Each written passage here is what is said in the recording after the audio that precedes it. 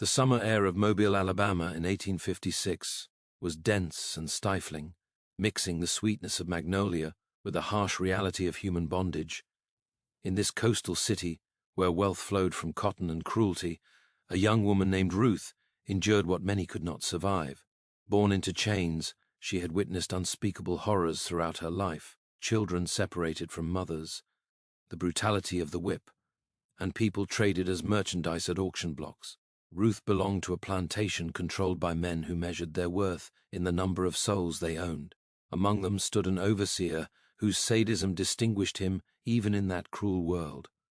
Unlike others who approached their duties with reluctance, this man embraced violence with disturbing enthusiasm. His whip was always ready, and he wielded it not as necessity, but as pleasure. Ruth bore the marks of his attacks repeatedly, her back a testament to his cruelty. But physical punishment was only part of her suffering. The overseer developed a particular fixation on Ruth, watching her with predatory intensity as she worked, finding excuses to isolate her from others, exercising his power in ways both obvious and subtle. Despite the systematic attempts to break her spirit, Ruth maintained something the overseer could not tolerate: a flicker of defiance in her bearing, nothing overt enough to invite immediate punishment, but visible in the way she carried herself. This resistance infuriated him. He saw Ruth as unfinished business, a will not yet bent to his control. He escalated his attacks, assigning her the most grueling tasks, striking her for any perceived failure, watching as exhaustion threatened to destroy her. Yet Ruth persisted through it all, and her fear gradually transformed into something far more dangerous: a cold, crystallized rage that she kept hidden but which burned with increasing intensity. In the evenings, Ruth would sit alone, contemplating forbidden thoughts of freedom and revenge. She imagined the overseer experiencing even a fraction of the pain he inflicted on others. These dark fantasies sustained her when everything else suggested surrender. The plantation operated on strict hierarchies. The owner remained distant from daily operations, content to profit from slave labor while delegating enforcement to his overseer.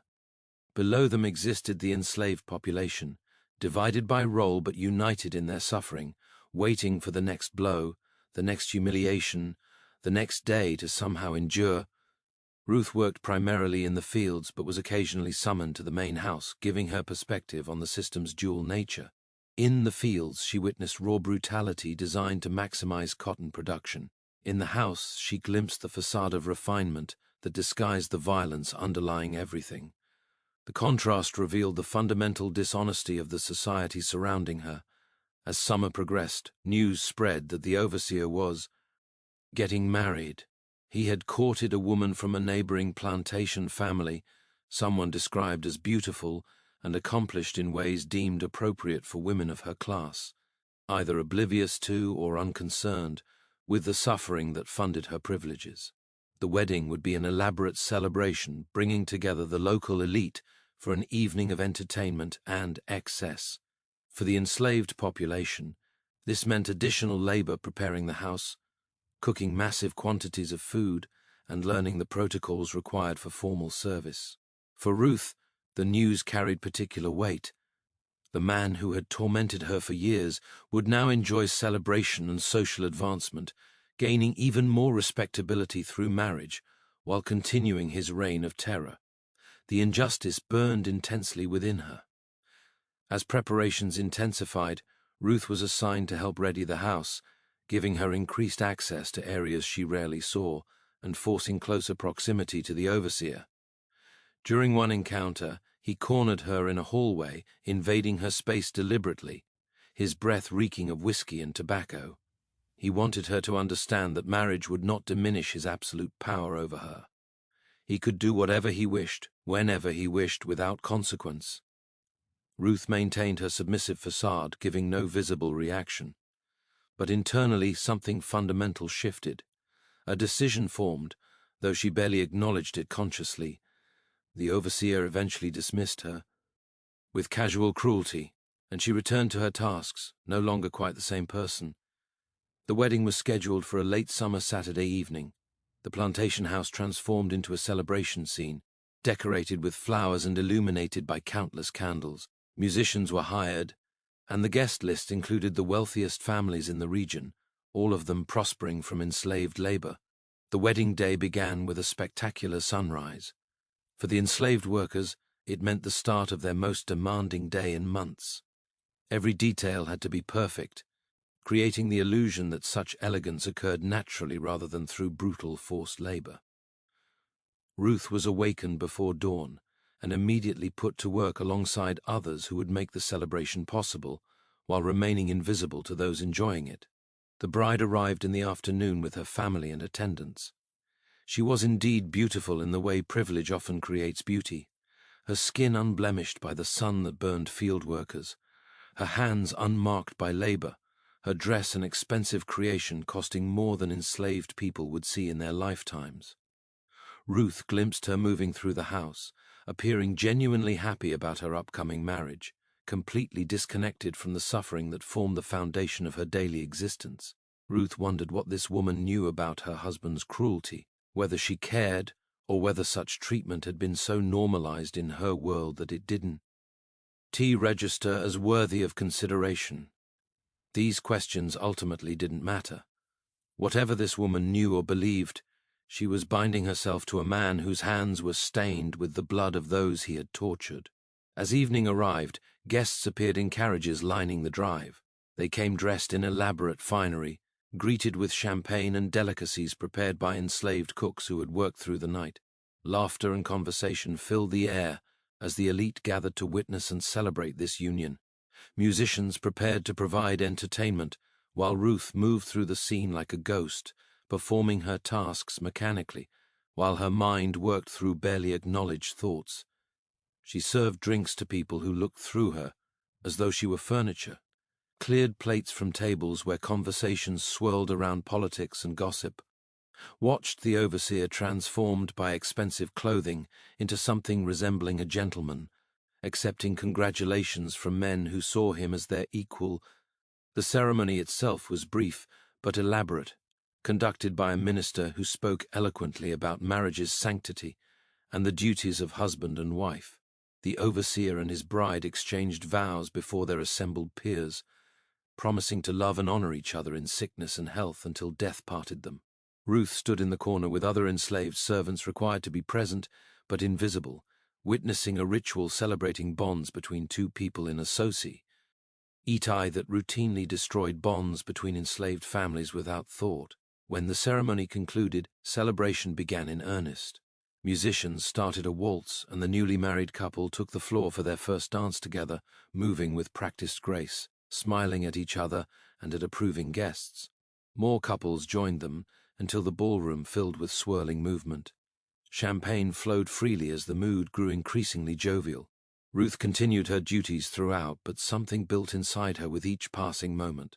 Every smile on the overseer's face, every tender gesture toward his bride, every congratulation he received fed the rage that had grown within her for years. She thought of all the pain he had inflicted, all the cruelty he had shown, all the times he had used his power to terrorize those with no recourse. Now he was being rewarded, celebrated and honored, welcomed into an even more secure position in the society enabling his behavior. The evening wore on and the celebration grew louder. Some guests drank too much and became embarrassingly animated. Others paired off for whispered conversations in darker corners. The bride remained radiant, despite the long day dancing with various partners, while her new husband held court with men discussing politics and business. The enslaved servants continued working, bringing fresh wine, clearing debris, maintaining the facade of effortless hospitality. During one trip to the kitchen, Ruth encountered an older enslaved woman named Sarah, who had worked in the house for decades. Sarah had served at countless celebrations, had maintained her composure through circumstances that would have broken many others. She looked at Ruth with eyes that had witnessed too much suffering and seemed to recognize something troubling in the younger woman's expression. Sarah spoke quietly, making sure no one else could hear, warning Ruth against whatever she was contemplating.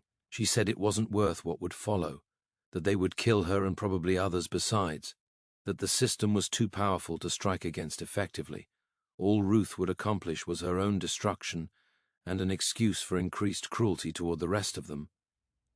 Ruth looked at Sarah for a long moment, and something passed between them, perhaps understanding or recognition of pain too deep for words.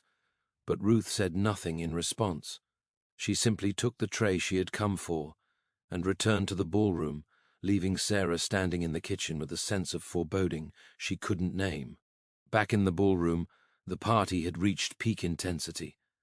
Musicians played with renewed energy, fortified by food and drink smuggled to them by sympathetic servants.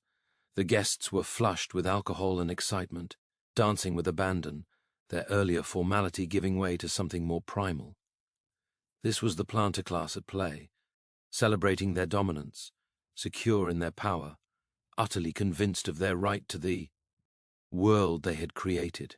The overseer had been drinking steadily throughout the evening, his face red and his movements less coordinated. He kept one arm around his bride's waist possessively, as though she were another piece of property acquired. She seemed less enthusiastic about this display as the night wore on, her smile becoming more fixed, her eyes occasionally betraying concern about her husband's increasing intoxication. But she maintained her composure, playing her assigned role as she had been trained to do since childhood. As midnight approached, guests began departing, expressing final congratulations to the couple and making their way to waiting carriages. The house gradually emptied of visitors until only the immediate wedding party and household servants remained.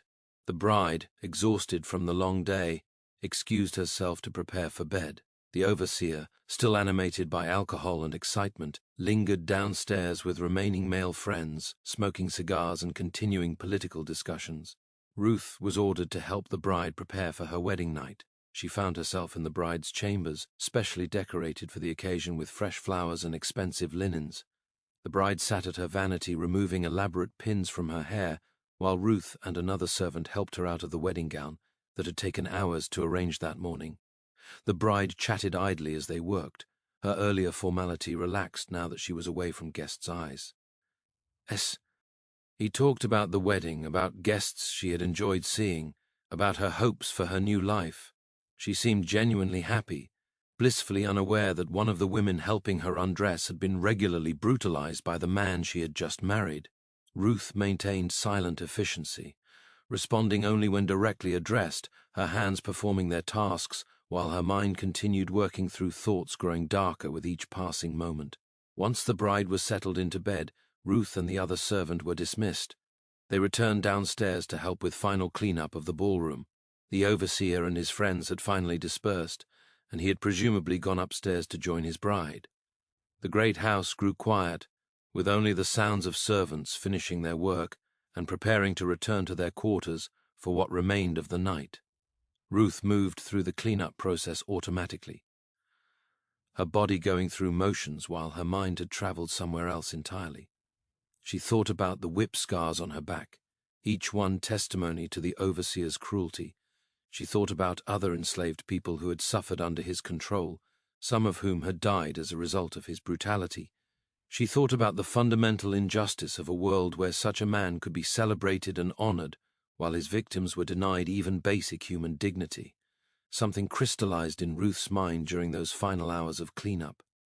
Later, people would debate what exactly pushed her over the edge, whether it was years of accumulated trauma finally reaching a breaking point, whether it was the specific indignity of being made to serve at her tormentor's wedding celebration, or whether it was simply the spontaneous combustion of rage that had been building too long.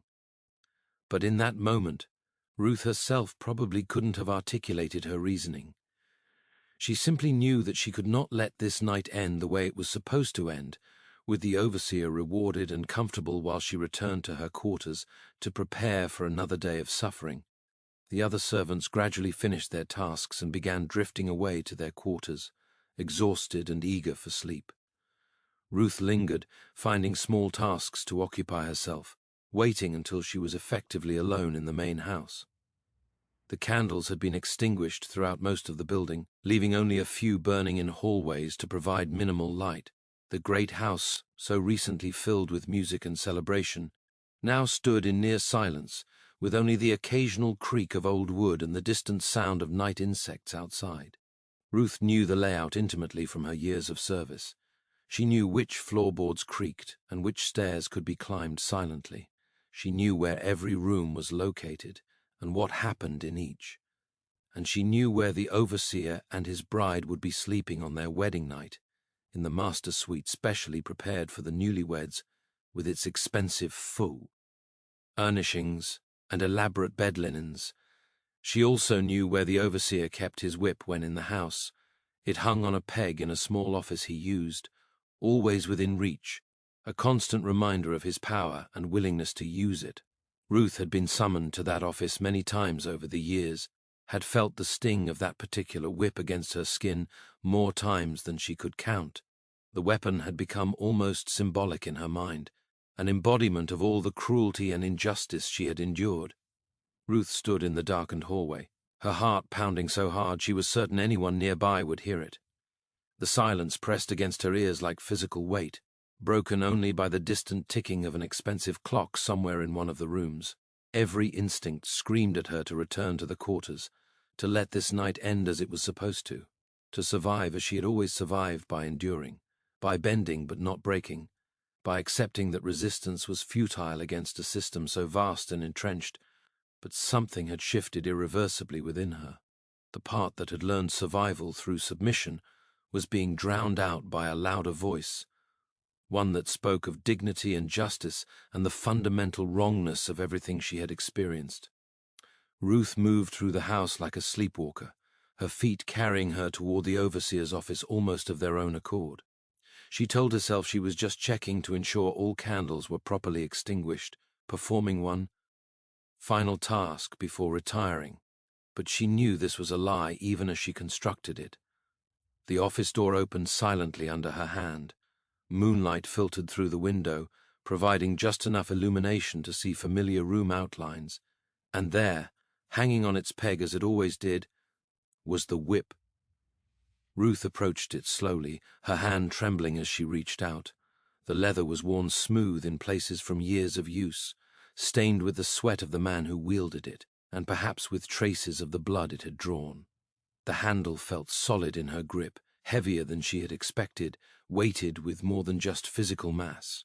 For a long moment Ruth simply stood there holding the whip, letting the reality of what she was considering wash over her. If she went upstairs now, if she did what every fiber of her being was screaming at her to do, there would be no going back. The consequences would be severe and immediate. They would kill her, certainly, probably torture her first to make an example, then hang her publicly to terrify any others who might harbor similar thoughts of resistance. They might punish other enslaved people as well, collective punishment being a favored tool of control in slave societies. Sarah's warning echoed in her mind. The old woman had been right about all of this, the futility, the danger, the inevitability of a terrible end. But Ruth realized in that moment that she had moved beyond calculation of consequences. Something inside her had already died. Illed by years of systematic brutalization, and what remained was willing to trade whatever time she had left for one moment of striking back at her oppressor. It was not rational, it was not strategic, but it was human in the most fundamental way, the refusal to accept endless degradation without response. Ruth left the office, the whip coiled in her hand, and began climbing the stairs toward the master suite. Each step was deliberate, careful to avoid the boards she knew would creak. The house remained silent around her, the other servants having long since retreated to their quarters, the family and guests lost in the sleep of the privileged and secure. No one suspected that anything unusual was happening in these dark hours after midnight. No one imagined that one of the people they had rendered invisible was about to make herself terrifyingly visible. The door to the master suite stood before her, heavy oak with brass fittings that gleamed even in minimal light. Ruth placed her hand on the handle and pushed gently. The door swung open smoothly, well-oiled hinges, making no sound to announce her presence. Inside, the room was dark except for the faint glow of a single candle that had been left burning low. She could make out the shape of the large bed. and in it the two figures of the newly married couple, both deep in sleep after the exhaustion of their long day. Ruth stepped inside, closing the door behind her with exquisite care. She stood for a moment, letting her eyes adjust to the dimness, observing the scene before her. The overseer lay on his back, snoring slightly, one arm thrown across his chest. His bride slept curled on her side, her dark hair spread across the pillow, her face peaceful and untroubled. They looked vulnerable in sleep, stripped of the social armor they wore during waking hours, just two humans in the temporary oblivion that night brings to all people regardless of their station. For a brief instant, doubt flickered through Ruth's mind. The bride had done nothing directly to her, was guilty of nothing more than being born into and accepting the world as she found it. But then Ruth thought about all the enslaved women who had their wedding nights interrupted by being sold away from their husbands, all the mothers whose children were torn from their arms, all the people who had no control over the most intimate aspects of their lives because people like this woman and her new husband believed they had the right to own other human beings. Ruth uncoiled the whip, feeling the weight of it in her hand, the same weight the overseer had felt countless times before using it against her and others. She thought about every time she had felt its bite, every time she had stood before him knowing the blow was coming and being powerless to prevent it. She thought about the helplessness, the humiliation, the systematic destruction of dignity that was the daily reality of enslavement. And she thought about the fact that after all of this man got to celebrate, to marry, to sleep peacefully in comfort, while she was supposed to simply accept her degradation as the natural order of things. The first crack of the whip shattered the silence of the room like a thunderclap. The leather struck the overseer across his legs, and he jolted awake with a yell of pain and confusion. Before he could fully process what was happening, the whip fell again and again. Ruth struck with all the strength and rage she had accumulated over years of suffering, the whip finding its target with the accuracy born of bitter familiarity with its use. The overseer scrambled to escape, tangled in bed linens, his shouts of pain mixing with incoherent curses and demands to know what was happening. The bride woke screaming, her peaceful sleep shattered by violence she had never experienced and could barely comprehend. She tried to flee the bed but became entangled in her nightgown and the bedding. Ruth's whip found her too, not with the same concentrated fury directed at the overseer, but enough to mark her, enough to ensure she would carry physical reminders of this night. The young woman's screams joined her husband's, creating a cacophony that began to wake others in the house. Ruth felt nothing in those moments except the pure release of years of suppressed rage. Her arm rose and fell with mechanical precision, the whip an extension of her will, each strike a word in a statement she had never been allowed to make. The overseer man aged to get off the bed and tried to advance toward her, but she drove him back with strikes to his face and chest. He stumbled backward, crashing into furniture, his earlier drunkenness and the disorientation of being woken violently making his movements clumsy and ineffective. The sound of running feet echoed in the hallway outside, other household members and servants drawn by the screams. Ruth knew her time was measured in seconds now. She could hear voices shouting, people demanding to know what was happening, the whole house erupting into chaos. But she didn't stop. She continued to strike until the door burst open and several men rushed into the room, tackling her to the ground. The whip was torn from her grasp and hands pinned her arms behind her back with brutal force. In the confusion that followed, the room filled with people. Candles were lit, illuminating a scene that would be burned into the memory of everyone present.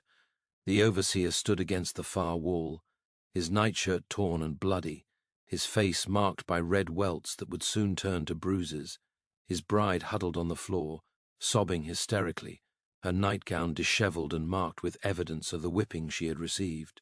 And Ruth, held down by multiple men, stared up at her attacker with eyes that showed no fear, no regret, only fierce satisfaction at having finally struck back. The overseer, once he had gathered himself enough to speak coherently, began screaming orders. He wanted Ruth killed immediately, right there in the room. His voice cracked with rage and something else, perhaps the shock of having experienced even briefly the kind of helpless terror he had inflicted on others for years. But cooler heads prevailed, at least temporarily. The plantation owner, woken by the commotion, took control of the situation. Ruth was dragged from the room, down the stairs, and thrown into a storage cellar that could serve as a temporary prison. In the darkness of that cellar, with her body beginning to register the injuries sustained when she was tackled, Ruth sat against the cold stone wall and allowed herself to feel something like peace for the first time in years. She knew what was coming. They would make an example of her, would ensure her death was public and terrible to prevent others from following her lead. But in that moment, she felt free in a way she had never experienced while alive. She had refused to accept her degradation passively. She had struck back at her oppressor, had made him feel even a fraction of the fear and pain he had inflicted on others. Upstairs, the house remained in chaos for hours.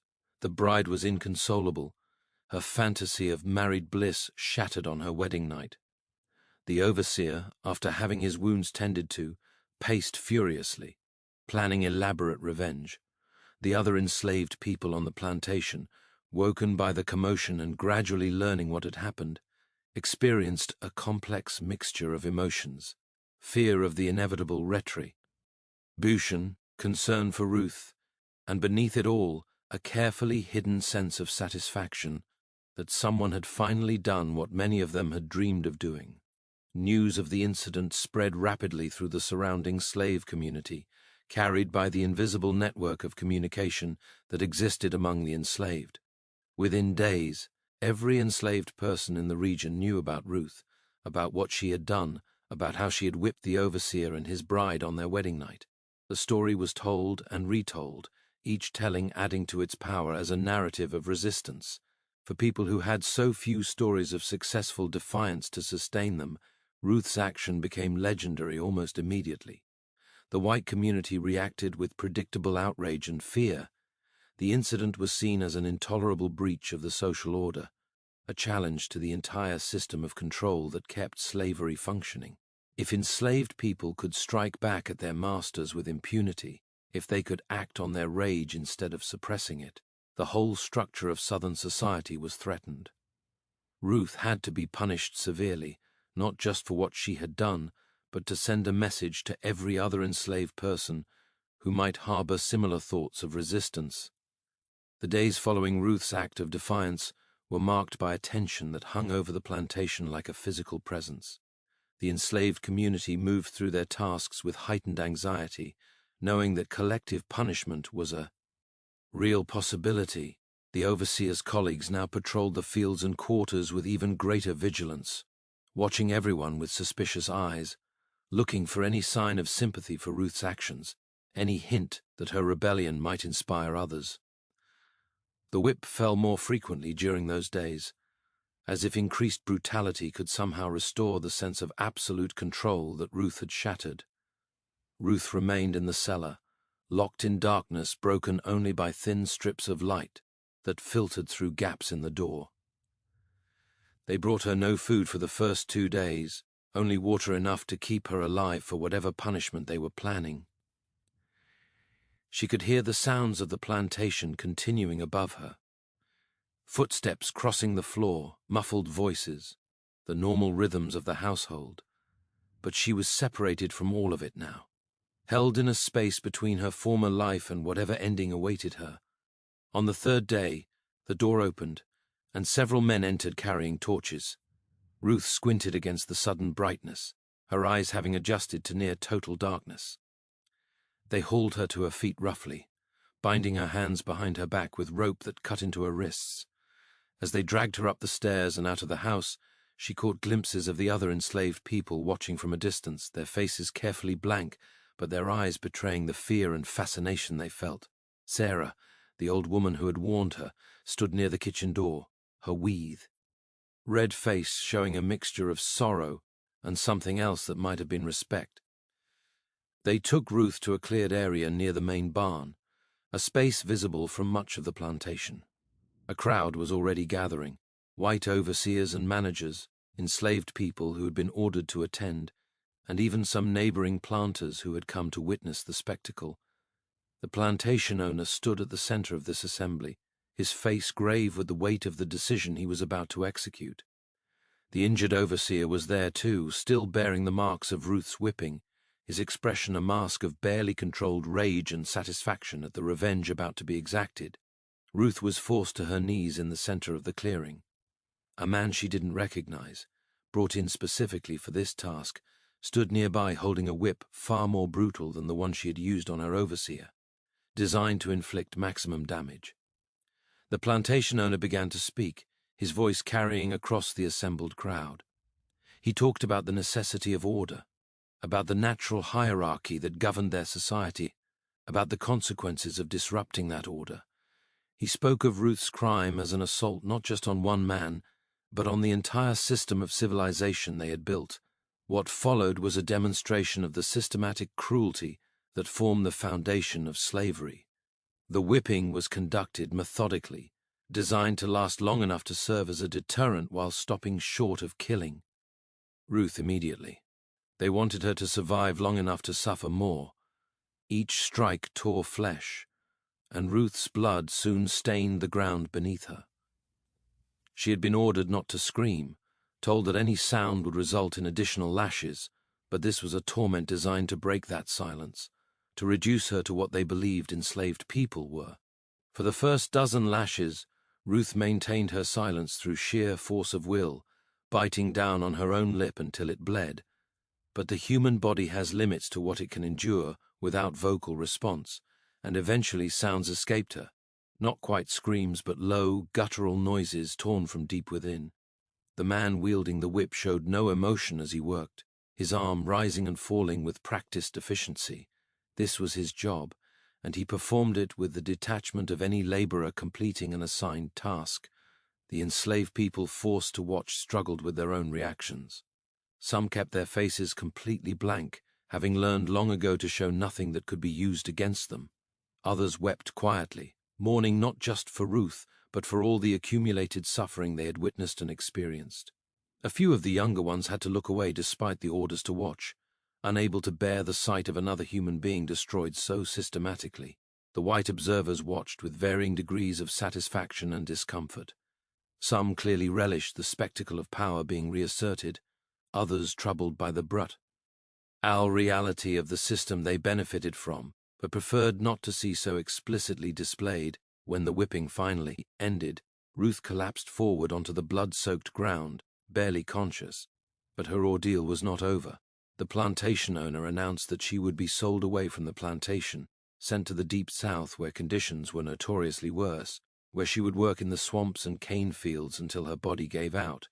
This was meant as a fate worse than death, a prolonged torture rather than a quick execution. It also served to remove her from the plantation where she might become a martyr, carrying her away where her story couldn't directly inspire others. They threw Ruth into a wagon along with several other enslaved people who were being sold for various reasons. She lay in the wagon bed, each movement of the vehicle sending new waves of agony through her shredded back. The other enslaved people in the wagon with her looked at her with a mixture of fear and awe. They knew what she had done. The story had spread that quickly, and they understood both the courage it had taken and the terrible price she was paying for it. The journey to the slave market in the deeper South took several days. Ruth drifted in and out of consciousness, her wounds becoming infected in the heat and humidity, fever burning through her body. The traders who transported them showed the minimal care necessary to keep their cargo alive long enough to sell. They gave her water and basic medical attention, not out of compassion, but to protect their investment. A dead slave was worth nothing, but even a badly damaged one could be sold to plantations where labor was so brutal that workers were essentially worked to death and then replaced. During the brief moments when Ruth was lucid, she would sometimes think about what she had done. She felt no regret for striking back at the overseer, but she did wonder about the cost to others. Had her action resulted in harsher treatment for those left behind? Had it served any purpose beyond her own need for that one moment of resistance? These questions troubled her even through the haze of pain and fever, because she had never wanted her resistance to harm other enslaved people, only to strike at those who oppressed them. But Ruth didn't know something crucial. Her story was already spreading far beyond the plantation where it had occurred. Enslaved people across the South were hearing about the woman who had whipped her overseer on his wedding night. The story was being told in the quarters after dark, whispered during the brief moments when enslaved people could gather without white supervision. Each telling added details, some true and some embellished, until Ruth became almost mythical in these narratives, a symbol of resistance, proof that fighting back was possible even if the cost was terrible. The slave market where Ruth was eventually sold was a nightmare that would have been unimaginable to her, even after all she had experienced. Human beings were displayed like livestock, examined physically in ways designed to be degrading, their bodies assessed for their capacity to labor and, in the case of women, to reproduce. Ruth's scarred back and weakened condition made her less valuable than she might otherwise have been, but there was still a market for damaged slaves in operations where life expectancy was measured in months rather than years. She was purchased by a buyer representing a sugar plantation in Louisiana, one of the most brutal forms of agricultural slavery that existed. The sugar harvest was so demanding and dangerous that it killed workers at an appalling rate, which meant there was constant demand for new laborers to replace those who had died or become too broken to work. Ruth was shackled together with other newly purchased slaves and loaded onto a riverboat that would take them to their new hell. During the river journey, Ruth found herself chained next to an older man who had been enslaved his entire life, sold away from his family when his previous owner died. He spoke to her quietly during the night when the guards were less attentive. He knew who she was. Her story had reached even him in the short time since it had occurred. He told her that what she had done mattered, that it gave others hope, even if the cost to her personally was unbearable. He said that resistance took many forms, and her form had been spectacular enough to be remembered. Ruth wasn't sure she believed him. She felt like a cautionary tale rather than an inspiration, her suffering a demonstration of why resistance was futile rather than proof that it was possible. But the old man insisted that she didn't understand the full impact of her actions. Throughout the South, enslaved people were talking about her. Some would be inspired to their own acts of resistance, subtle or overt. Others would draw strength simply from knowing that someone had fought back, even at terrible cost. The story of Ruth would become part of the oral tradition of resistance that enslaved people maintained, passed down through generations, as proof that their oppressors were not invincible. The sugar plantation where Ruth ended up working was as brutal as its reputation suggested. The work was backbreaking and dangerous, the hours endless during harvest season, and the overseers as cruel as any she had encountered. The scarring on her back marked her as a troublemaker, which meant she received even harsher treatment than others. But Ruth had already made her peace with death. She had struck her blow, had refused to accept endless degradation passively, and whatever came after was simply the price of that refusal. What Ruth couldn't have known was that her story was reaching beyond the enslaved community. Some white abolitionists in the North heard about the incident through underground networks that connected anti-slavery activists. They seized on her story as evidence of the fundament, injustice of slavery, as proof that enslaved people were not passive victims but human beings capable of resistance and dignity. Her act was written about in abolitionist newspapers, always with careful framing to emphasize the systematic brutality that had driven her to such desperate action. The South's white population had a very different reaction to these northern accounts. To them, Ruth's story confirmed their worst fears about what would happen if slavery was not maintained through constant vigilance and brutal punishment. They pointed to her case as evidence that enslaved people were dangerous and needed to be controlled through force. The two sides of the growing national debate over slavery used Ruth's story to support their opposing positions, neither side fully understanding or caring about Ruth herself as a human being rather than as a symbol. On the sugar plantation, Ruth survived longer than many expected. Perhaps the same force of will that had driven her to resist in the first place helped her endure conditions that broke others more quickly. She became known among the enslaved workers there as someone who had fought back against her oppressor, and this gave her a kind of status even in that hellish place. Other workers would sometimes seek her out, wanting to hear the story directly from her, drawing some measure of strength from her presence. The years that followed Ruth's act of defiance blurred together in a haze of unrelenting labor and physical suffering. The sugar plantation operated with a brutality that made her previous enslavement seem almost merciful by comparison. During harvest season, enslaved workers labored from before dawn until well after dark, cutting tall cane stalks with machetes, hauling massive loads to processing buildings, working in the suffocating heat of the sugar houses where cane was boiled down into raw sugar and molasses. The machinery was dangerous, claiming fingers, hands, and sometimes entire limbs from workers too exhausted to maintain proper caution. The air itself seemed to burn with a combination of heat, steam, and the acrid smell of boiling sugar. Ruth's scarred back made certain movements excruciating, and the plantation's overseers showed no mercy for her condition. They drove her as hard as they drove any worker, perhaps harder because they knew her history and wanted to break whatever spirit remained in her. But something fundamental had changed in Ruth during that night, when she had wielded the whip against her tormentor. The part of her that feared death had died then, and what remained was harder to break than even she had imagined.